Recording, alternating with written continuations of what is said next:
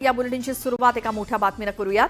यंदाच्या पावसाळी अधिवेशनात महायुतीच्या प्रामुख्याने शिवसेना आणि राष्ट्रवादी या दोन पक्षांच्या मंत्र्यांवरती विविध आरोप विरोधकांकडून करण्यात आल्याचं बघायला मिळालं। हे आरोप सभागृहात आणि सभागृहाबाहेर देखील सुरू होते। मंत्र्यांच्या भ्रष्टाचाराच्या संदर्भात काही मंत्र्यांच्या वादग्रस्त कृतीबद्दल विरोधकांनी सरकारला अक्षरशः घेरलं होतं। त्यात सर्वाधिक रडारवरती होते ते म्हणजे राष्ट्रवादीचे माणिकराव कोकाटे। कोकाटेंसंदर्भात रमी खेळतानाचा व्हिडिओ संपूर्ण महाराष्ट्रभर व्हायरल झाल्यानंतर त्यांच्या राजीनाम्याची मागणी जोर धरू लागली। मग सरकारच्या प्रतिमेला या कृतीमुळे मोठा धक्का बसला।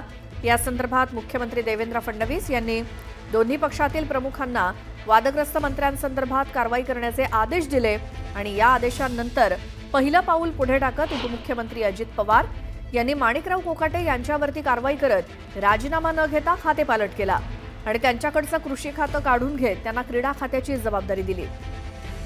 मात्र आता लक्ष आहे एकनाथ शिंदे यांच्या भूमिकेकडे।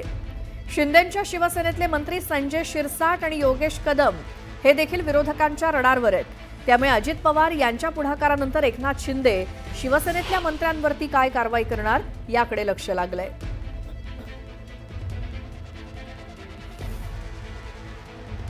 राजकीय वर्तुळात आता चर्चा आहे ती म्हणजे अजित पवार यांनी आपल्या मंत्र्यावरती कारवाई केली। वादग्रस्त मंत्री माणिकराव कोकाटे हे आपल्या वादग्रस्त विधानांमुळे कृतीमुळे चर्चेत आले होते आणि विरोधकांनी जोर धरलेला होता त्यांच्या राजीनाम्यासाठी।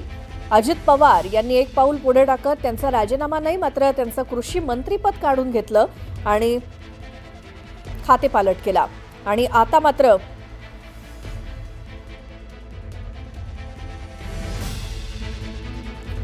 तर अजित पवारांनंतर आता लक्ष आहे एकनाथ शिंदे यांच्या भूमिकेकडे।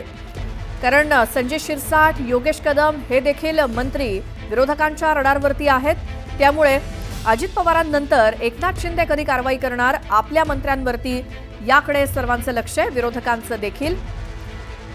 एकंदरीतच मुख्यमंत्री असतील किंवा दोन्ही उपमुख्यमंत्री यांनी प्रत्येक मंत्र्यांना तंबी तर दिलेलीच आहे। यापुढे एकही चूक महागात पडू शकते असं तीनही नेत्यांनी आपापल्या मंत्र्यांना सांगितलेलं आहे। मात्र आता ज्या पद्धतीनं अजित पवार यांनी माणिकराव कोकाटे यांचं कृषी खातं काढून घेतलं, त्यांना दुसरं खातं दिलेलं आहे, तर ही खातेपालट झाल्यानंतर आता एकनाथ शिंदे आपल्या मंत्र्यांवरती कधी कारवाई करणार याकडे सर्वांचं लक्ष आहे। या संदर्भात आपण बोलूयात। आमचे प्रतिनिधी तुषार उपणवर आणि प्रणाली कापसे आपल्या सोबत आहेत। प्रणाली, एकतर अजित पवार कधी कारवाई करणार कोकाटेंवरती याकडे विरोधकांचंही संपूर्ण महाराष्ट्राचंही लक्ष होतं।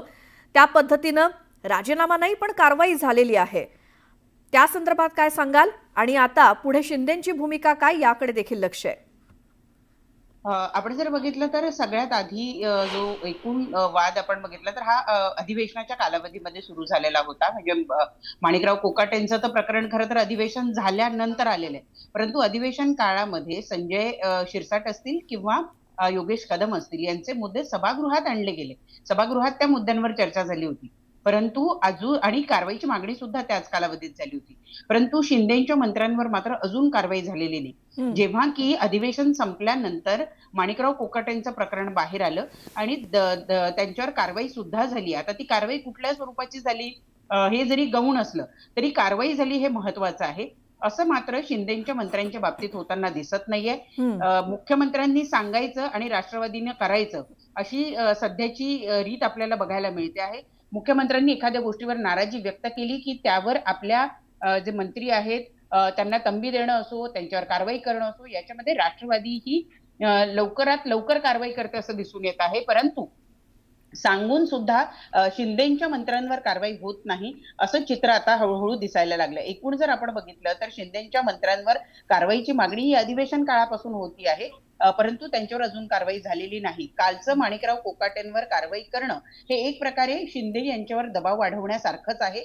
राष्ट्रवादीच्या मंत्र्यांवर कारवाई होते पण शिंदेंच्या मंत्र्यांवर कारवाई का नाही असा सवाल आता विरोधक सुद्धा उपस्थित करतायत आणि हे मुद्दे ज्यांनी काढले ते लोक सुद्धा या प्रकरणामध्ये आता बोलायला लागले. आता वेळ आलेली आहे ती शिंदेंनी त्यांच्या मंत्र्यांवर कारवाई करण्याची. पुन्हा एकदा कारवाई कशा स्वरूपाची होते, म्हणजे खात्याचा बदल होतो का, की थेट मंत्रिपदांचा राजीनामा द्यावा लागतो, ही बात जरी गौण असली तरी ही कारवाई होत नाही, हे सुद्धा ठळकपणे दिसायला लागलंय. त्यामुळे आता मागणी वाढायला लागलेली आहे ती संजय शिरसाट, योगेश कदम हे जे शिंदेचे मंत्री आहेत यांच्यावर कारवाई कधी होणार याच्या संदर्भात, आणि त्यामुळं राष्ट्रवादीनं कारवाई केल्यानंतर अप्रत्यक्षरित्या एकनाथ शिंदेंवर कारवाई करण्यासाठीचा दबाव हा वाढलाय असं आपल्याला म्हणावं लागेल. बरोबर आहे. प्रणाली, थोडंसं थांबवते. आपले प्रतिनिधी तुषार उपणवर सुद्धा आहेत आपल्यासोबत. तुषार, ज्या पद्धतीनं अपेक्षा होती राजीनाम्याची, मात्र खाते बदल झाला. आता पुढे एकनाथ शिंदे काय भूमिका घेणार? एका जाहीर कार्यक्रमामध्ये शिंदे म्हणाले होते योगेश कर्मांना उद्देशून की अख्खी शिवसेना किंवा हा एकनाथ शिंदे तुझ्या पाठीशी आहे. तर हे सगळं वक्तव्य बघता काय वाटतं, योगेश कदम आणि संजय शिरसाट यांच्यावरती कारवाईची जी मागणी होते त्या संदर्भात शिंदे काय भूमिका घेऊ शकतात?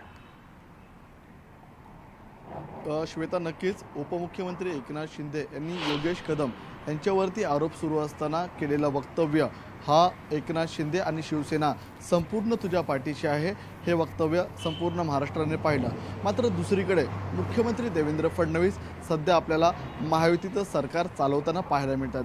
हे सरकार चालवत असताना मंत्र्यांवरती जे गंभीर स्वरूपाचे आरोप झाले, त्या आरोपासंदर्भामध्ये मुख्यमंत्री देवेंद्र फडणवीसांनी दोनही पक्षप्रमुखांना, एक म्हणजे अजित पवार आणि दोन म्हणजे एकनाथ शिंदे, या दोन्ही पक्षप्रमुखांना स्पष्ट सूचना वजा आदेश दिलेले आहेत की तुमच्या पक्षातल्या जे मंत्री आपल्याला प्रामुख्याने त्यांची कृती चुकीची आहे किंवा त्यांचं वर्तन चुकीचं आहे किंवा त्यांच्यावरती भ्रष्टाचाराचे आरोप होत आहेत, या संदर्भामध्ये तुम्ही स्वतःहून कारवाई करावी. आणि या संदर्भामध्ये पहिलं पाऊल आपल्याला पुढे टाकताना पाहायला मिळालं, अर्थात अजित पवार यांच्याकडून. त्यानंतर दिल्लीमध्ये पुन्हा बैठक झाली. या बैठकीमध्ये सुद्धा स्वतः मुख्यमंत्री देवेंद्र फडणवीसांनी या वादग्रस्त मंत्र्यांसंदर्भामध्ये आपल्याला स्पष्ट नाराजी व्यक्त करताना पाहायला मिळाली. त्यानंतर पुन्हा एकदा 48 तासांपूर्वी मंत्रालयामध्ये कॅबिनेट बैठक झाली. या कॅबिनेट बैठकीमध्ये तर मुख्यमंत्री देवेंद्र फडणवीसांनी अक्षरशः सर्व मंत्र्यांचा क्लासच घेतला नाही, तर या बैठकीमध्ये मंत्र्यांना तंबी देत ही तुमच्याकडून होणारी शेवटची चूक आहे असं देखील मुख्यमंत्री देवेंद्र फडणवीसांनी सांगितलं.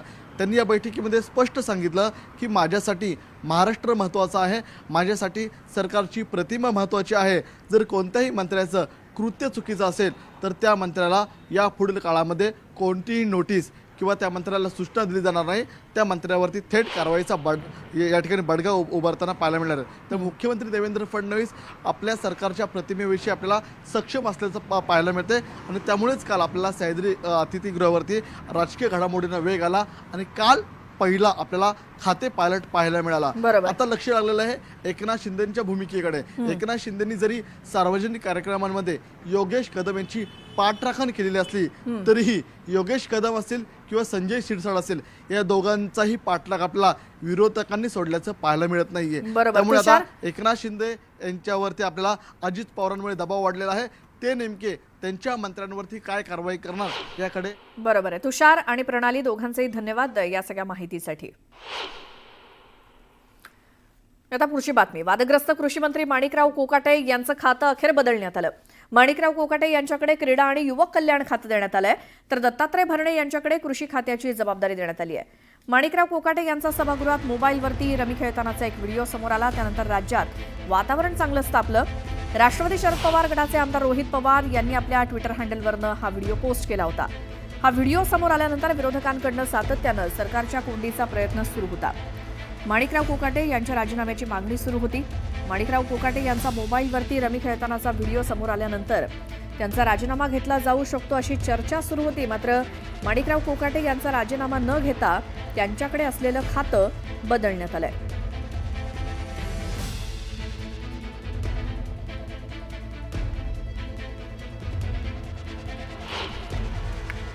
आहेत राज्याचे आता नवीन कृषी मंत्री दत्तात्रय भरणे, काय सांगाल मामा ह्या यशाबद्दल? आज सकाळी बातमी समजली. निश्चित प्रकारे राज्याचे मुख्यमंत्री देवेंद्रजी फडणवीस साहेब, एकनाथ शिंदे साहेब आणि आमचे नेते अजितदादा पवार साहेब असतील, तटकरे साहेब असतील, प्रफुल्लजी पटेल साहेब असतील आणि माझ्या सगळेच जवळचे, या सर्वांनी जी मला खूप मोठी संधी इथं राज्याचा कृषी मंत्री म्हणून काम करण्याची दिली, त्याबद्दल पहिल्यांदा या सर्वांचे आभार मानतो. आणि आभार मानत असताना आपल्या सर्वांना माहिती मी पण एक शेतकरी पुत्र आहे. माझ्या कुटुंबामध्ये कोणी राजकारणामध्ये बाकीच्या गोष्टी नव्हता. सुरुवातच एक शेतकरी कुटुंबामध्ये एक माझे चुलते असतील, वडील असतील, चांगल्या प्रकारची शेती माझ्या इंदापूर तालुक्यामध्ये माझ्या भरणेवाडी गावी असल्यामुळं एक शेतकरी कुटुंब म्हणूनच आमच्या कुटुंबाकडं पाहिलं जातं. आणि ती संधी मला निश्चित प्रकारे या सर्वांनी दिलेली आहे आणि निश्चित भविष्यामध्ये या संधीच्या माध्यमातून माझ्या शेतकरी बांधवांसाठी जे काय करणं गरजेचं आहे आणि जे योग्य आहे आणि शेतकरी बांधवांचे प्रश्न कसे सुटतील त्यासाठी माझं प्राधान्य राहणार आहे. खरं तर आता राज्याच्या शेतकऱ्यांपुढं सोयाबीनचा भाव, कापसाचा भाव, पीक कर्ज, कर्जमुक्ती आणि ह्या अनेक असे प्रश्न समोर आहेत. तुम्ही काय उपाययोजना कराल? आता उपाययोजना म्हणजे मी तुम्हाला म्हटलं एकदा चार्ज घेऊ द्या. मला चार्ज घेतल्यानंतर माहिती घेतली जाईल आणि माहिती घेऊन जे करणं गरजेचं आहे आणि जे केल्यामुळे शेतकरी माझा सुखी होईल, शेतकरी माझा समाधानी होईल, तो करण्याचा प्रयत्न भविष्यकाळामध्ये माझा राहील. खरं तर तुमच्या ह्या राजकीय जीवनामध्ये कृषी मंत्रीपद हे अत्यंत महत्त्वाचं पद तुम्हाला मिळालं आहे.